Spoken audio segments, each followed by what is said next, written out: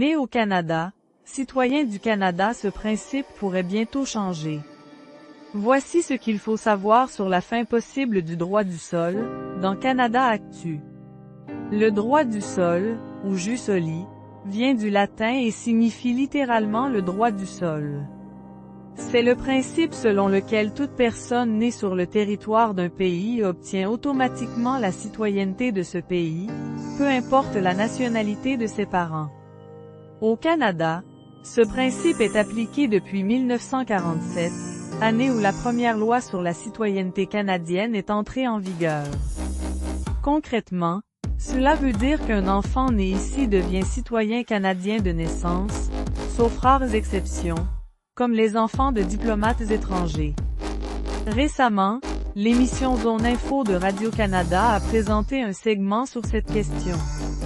Voici comment le débat y a été résumé. Toutes les personnes qui naissent au Canada reçoivent automatiquement la citoyenneté canadienne. La porte-parole conservatrice en matière d'immigration, Michelle Rempel-Garner, suggère de modifier ces règles.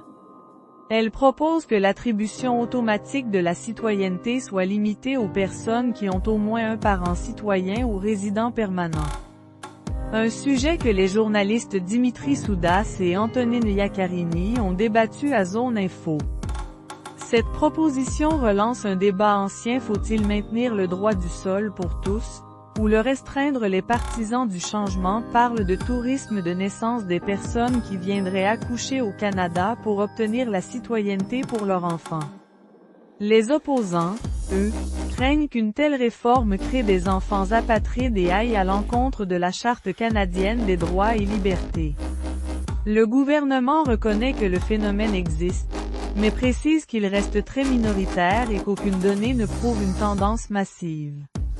Le droit du sol existe depuis la création même de la citoyenneté canadienne en 1947.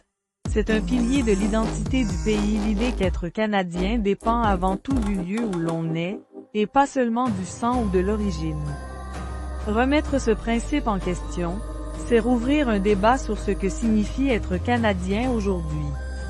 En conclusion, le débat sur le droit du sol met en lumière la question de l'identité canadienne et des valeurs qui définissent notre citoyenneté. Le sujet divise, mais une chose est sûre: la discussion est loin d'être terminée. Si vous souhaitez mieux comprendre les grands débats de société qui façonnent le Canada, abonnez-vous à Canada Actu et partagez votre avis en commentaire.